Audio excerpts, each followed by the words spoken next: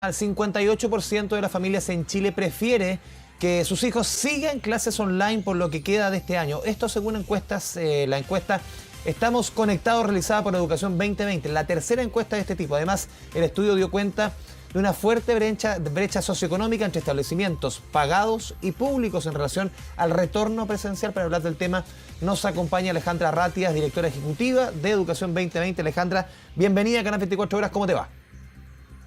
Hola, buenas tardes, Andrés. Muchas gracias. Hola a ti y a todos quienes nos escuchan, ¿no? Alejandra, son datos súper relevantes de acuerdo a lo que estamos viviendo como país, los que somos papás, súper preocupados de lo que sucede con nuestros niños. 3.438 personas encuestadas, apoderados, docentes, estudiantes, directivos, toda la comunidad escolar de alguna forma que está comprometida en un proyecto educativo.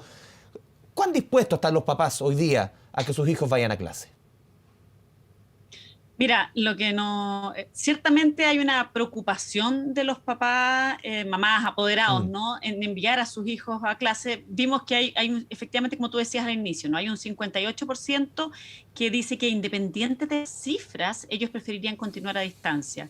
Ahora, lo interesante de mirar y lo preocupante también es que si uno hace un doble clic a eso y analiza por dependencia de los establecimientos educacionales, en el fondo puede ver que eso se comporta muy distinto entre establecimientos Mm. particulares pagados, particulares subvencionados y públicos, ¿no? De hecho, en los particulares pagados ese porcentaje baja al 21%. O sea, en contraste tú tienes casi el 80% que sí estaría dispuesto a mandarlo. Y eso es preocupante porque en el fondo también vemos que las brechas están golpeando de un modo muy distinto. En el fondo la pandemia está golpeando muy distinto. Y cuando uno ve cómo se impacta, no tan solo en las posibilidades de los establecimientos de poder abrir, sino que también en las confianzas de las familias de enviar a sus estudiantes, ¿no? Porque también podría pasar el escenario de que los establecimientos abrieran, pero los niños, las familias, digamos, no tuvieran la confianza para enviar a sus hijos e hijas. Y creemos que ahí hay un doble desafío, ¿no? Alejandra, dentro de las razones que escriben los papás, por ejemplo, para que sus hijos no vayan a clases o que ellos no estén dispuestos, Mm. las dos primeras, uno llama la atención de que es difícil que se reviertan. Por ejemplo, la primera, que sus mismos hijos no respeten las medidas de seguridad, y con un Sí. 29%. Y la segunda, esperando que sus hijos estén vacunados. O sea, de acuerdo a las cifras del gobierno, los menores, sobre todo los menores de 12 años, antes del verano, difícilmente van a estar vacunados. O sea, estas dos primeras razones, tomando en consideración la coyuntura, es difícil que estas cifras se reviertan, ¿no? Mm. Mira, nosotros tenemos una interpretación que la primera es algo que se puede trabajar un poco más. La Ya. segunda depende de alguna manera del calendario de vacunación. Y en ese sentido, por cierto, nosotros valoramos que se esté avanzando en el calendario de vacunación hacia los menores y ojalá se pudiera acelerar lo más posible, porque claramente los datos te muestran que tiene un impacto. Ahora, mira, en esa pregunta, y creo que es importante mencionarlo, Andrés, hay unos datos bien interesantes. Nosotros les preguntamos a los que no habían enviado a sus hijos al colegio, porque, a ver, quiero hacer un paso atrás. Nosotros lo que dijimos en esta encuesta fue, queremos entender qué está pasando, Mm. queremos entender cuáles son las dificultades que se están encontrando para, por un lado, no avanzar en abrir los establecimientos para la presencialidad y, por otro lado, para no enviar a los niños, niñas. Porque si entendemos qué es lo que está pasando, podemos abordarlo de mejor manera. Fue tratar de entender cuál es el fenómeno. Y al preguntarle a quienes no han enviado a sus hijos a los establecimientos educacionales, te dicen efectivamente que las dos primeras son, creo que los niños no van a respetar las medidas sanitarias, es preocupación de que los niños no las tengan. Y creo que todos los que tenemos niños cerca, uno Sobre todo tiene los la más preocupación. chicos. De hecho, sí, de hecho hasta los adultos a veces Sí. nos cuesta. Ahora, creo que eso también, nosotros sí creemos que eso es abordable porque eso se puede trabajar con una buena campaña, por Mm. ejemplo. Uno podría hacer campañas en que tuviera a los niños como actores más protagonistas de este tipo de campañas. Y los niños chicos, es verdad, les cuesta más al principio, pero yo creo que todos tenemos algún referente de niños pequeños que cuando ya se acostumbran a usar la mascarilla son los más exigentes y andan Mm. pidiendo y te exigen que no te pongas la mascarilla. Entonces también los niños pueden tener un rol ahí y entonces ahí hay algo que podemos trabajar con una buena campaña comunicacional, en el fondo con formación, ¿no? Pero lo que nos llamó la atención también positivamente es que hay dos variables que uno habría pensado que podían tener más prevalencia, podrían tener porcentajes más altos y que son muy bajas, que son, en el fondo, que creer que el establecimiento no cuenta con las medidas sanitarias y ahí hay solo un 4% de los padres, madres apoderados que dio esa razón. O sea, un porcentaje muy, muy bajito, menos del 5%. Se contradice un poco, y perdón también, Alejandra, se contradice con lo que un poco el argumento del colegio de profesores, ¿no? Que dice que los colegios, en su gran mayoría, no Contrata tu seguro de auto full cobertura en Seguros Falabella y llévate una cuota gratis. están con las condiciones, no tienen la inversión, el sostenedor o el gobierno no ha proveído justamente de esos medios para tener las medidas. Aquí los papás sienten que tienen más miedo que sus hijos no cumplan a que los colegios no tengan las medidas. Exactamente. Aquí lo que vimos en la encuesta, o lo que salen en datos de la encuesta, es que los papás, respecto a que el colegio no cuente con las medidas sanitarias, es muy bajo el porcentaje, y el tema de la infraestructura también es muy bajo, o sea, solo el 3% levanta la infraestructura. Lo que sí plantean es esto que tú dices. Lo primero, preocupación porque los niños no van a cumplir las medidas sanitarias. Y eso yo creo que se puede trabajar. Eso es un desafío que podemos abordar en el fondo con trabajo compartido, en el fondo visibilizando también la voz de los niños, sumando a los niños como actores. Hemos tenido una conversación muchas veces, y nosotros lo hemos dicho, un poco adultocéntrica, muy desde los adultos nosotros, ¿no? Tenemos que llevar también la voz de los niños, niñas, que además plantean, esto también sale en la encuesta, que frente a la posibilidad de retornar a clases presenciales, plantean que una de las emociones primeras es la motivación. O sea que también hay un dato bien bonito en la encuesta, que es que los niños valoran más la escuela en este contexto. O sea, surgió muy fuertemente, ahora valoro más ir al colegio, un 73% de los niños. Y creemos que eso también es un dato que deberíamos, en el fondo, acoger y trabajar en conjunto para poder generar las condiciones, ¿no? Cuando uno mira cómo ha avanzado, solo para terminar una idea nomás. Cuando uno mira entre los que han tenido la oportunidad de mandar, quiénes han mandado y quiénes no han mandado, bueno, hay un gran porcentaje que no ha mandado, pero cuando uno mira de los que han tenido la oportunidad, ¿cuántos han mandado? Mira, en los colegios particulares pagados, el 55% de los papás los ha podido mandar. Pero, al revés. De los que han tenido la oportunidad de mandar, en los particulares pagados, el 72% los ha mandado. Esto baja al 40% de los particulares subvencionados. En los públicos, tanto municipales como servicios locales de educación, solo el 34%. Entonces, aquí hay dos grandes brechas. La primera brecha, los colegios que abren y los que no abren, donde hay una serie de variables que podemos abordar, pero luego es los que están, ¿no? Generamos confianza para que los niños vayan a los colegios. Lo que nos importa es que niños y niñas tengan el mayor acceso posible a su derecho a la educación, y creemos que ahí es donde nos tenemos que concentrar. Y una pregunta que a mí me llamó mucho la atención, Alejandra, y tú mencionaste el concepto, la emoción que genera, y en todos los participantes, en apoderados, en los docentes, en los estudiantes, en los directivos, ¿cuál es la emoción más presente? En los apoderados y en los directivos es la preocupación, podríamos decir los que están fuera del aula, entre comillas, pero los que están dentro del aula, que son los profesores y son los estudiantes, es el estrés. ¿Cómo leen ustedes? Sí. Esa es la primera emoción. Esto totalmente, sí. Mira, nosotros creemos que hay un dato que es llamativo en esto, que es que el año pasado predominaban otro tipo de emociones, predominaba más el temor, el susto. Predominaba más el susto y de alguna manera tenía que ver, yo creo, con que estábamos en un momento de la pandemia. Ahora ya aprendimos a convivir con esto, quizás. Claro, y yo creo que también hay que mirar aquí, bueno, esto es una hipótesis, pero yo creo que la vacuna juega un rol bien importante. De hecho, un porcentaje muy alto de las personas está vacunada en la encuesta, de los que respondieron a la encuesta. Y otro dato que también es interesante es que el 71% de los apoderados, madres, padres, plantean que sí vacunarían a sus hijos.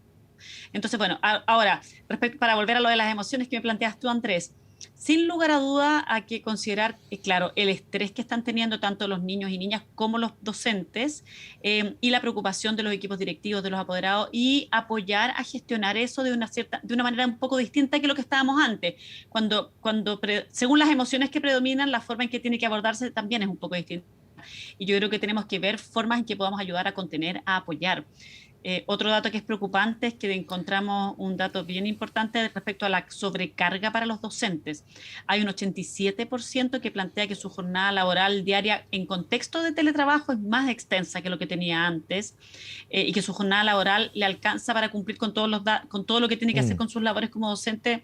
Un porcentaje bajo, el 21%, solo el 21% le alcanza. Y ese porcentaje es como pasan muchas variables, ¿no? Es significativamente más bajo en las mujeres. O sea, las profesoras docentes están teniendo una sobrecarga laboral muy, muy importante y necesitamos abordar eso como país, porque nosotros sabemos que en el fondo los actores clave para el proceso educativo son las y los equipos docentes. Entonces tenemos que poder apoyar y acompañar ese proceso.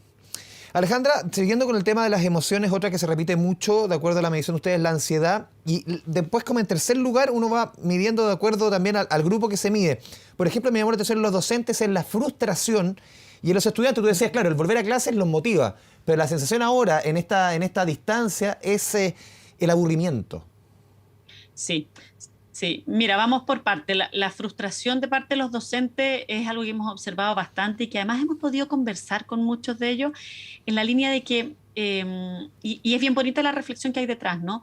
En la línea de que la labor docente es una labor que se vincula, bueno, no, que se relaciona mucho con los vínculos, con el vínculo con los niños, niñas, jóvenes, con poder ver cómo están aprendiendo. Bueno, la docencia es una labor fundamental y es una profesión muy, donde los vínculos son muy importantes y a distancia y en el contexto actual los vínculos se han visto dificultados al menos, ¿no? Y eso es muy frustrante, bueno, cuánto hemos visto el tema de las y los jóvenes sin poder prender las cámaras, entonces los docentes que están trabajando en un contexto en que muchas veces es muy difícil porque están trabajando sin poder no sé, voy a decirlo de una forma simbólica, pero ver los rostros de los estudiantes. Y eso hace muy difícil el proceso pedagógico.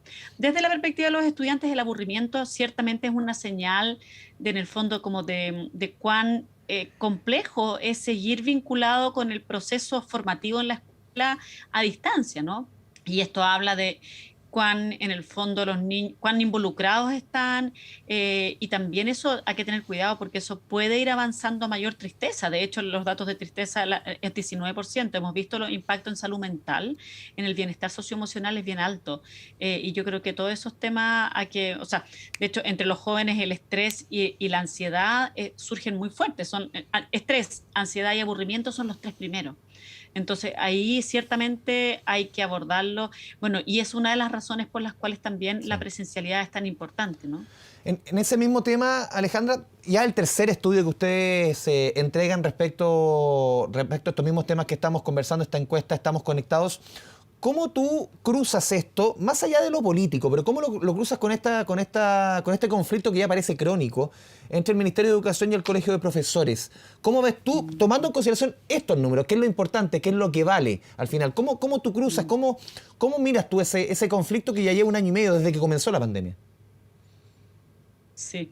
Mira, lo que nosotros hemos planteado es que creemos que ese conflicto está, de alguna manera, mueve el eje de la discusión a una conversación un poco que no es tan real, digamos, porque es como que quisiéramos poner la conversación como en términos de que algunos quieren volver y otros no quieren volver. Lo que nosotros hemos planteado es que es fundamental que entendamos que aquí todos quieren volver, todos tienen, yo creo que, y esto nosotros lo hemos conversado con distintos actores, todos tienen conciencia. Contrata tu seguro de auto full cobertura en Seguros Falabella y llévate una cuota gratis. Todos los actores, hay una valoración súper transversal de la importancia de las clases presenciales. La gran pregunta no es si queremos o no queremos volver. La gran pregunta es cómo generamos las condiciones para poder volver, porque el volver no tiene que ver con una decisión solamente de voluntad, tiene que ver con tener condiciones. Bueno, como nos mostraban los datos, ¿no? Con tener datos, los datos son bien bonitos en términos de que uno puede ver, por ejemplo, que entre quienes han retornado se ve mucho más fuerte que tienen confianza en que existan elementos de protección personal, en que haya distancia física entre los puestos. En el fondo, de alguna manera hay más confianza en todas esas cosas que están pasando en la escuela. Ahora, también sentimos que esa conversación muchas veces lamentablemente no ha tenido como un actor principal o como un foco de la conversación lo que está pasando con los niños, con las niñas y con los jóvenes, y creemos que en ese sentido esa tiene que ser la prioridad. O sea, aquí estamos todos en la misma vereda y muchas veces en el fondo nos quedamos en una cancha chica en donde pareciera que estamos en veredas distintas y no, aquí estamos la política, todos remando. Pues. La vereda chica. Claro, pero ojo, que nosotros creemos también que esto hay que hacerlo con política, con buena política, Sí. con política del diálogo. La política chica. De llegar a acuerdos. Claro, hay que salirse de esa política Exacto. chica y avanzar en una política grande, por decirlo así, o una política de calidad, porque también la política es, bueno, es como nos organizamos para vivir en sociedad. Eso es parte de la política. Y aquí tenemos que hacerlo teniendo a los niños como referente. Nosotros hemos planteado, las escuelas tienen que ser lo último en cerrar y lo primero en abrir. Pero para eso tienen condiciones y tenemos que generar confianzas. Alejandra Ratia, directora ejecutiva de Educación 2020, te agradecemos este espacio, este diálogo con Canal 24 Horas. Un abrazo y a cuidarse. Muchas gracias, Andrés. Un abrazo también.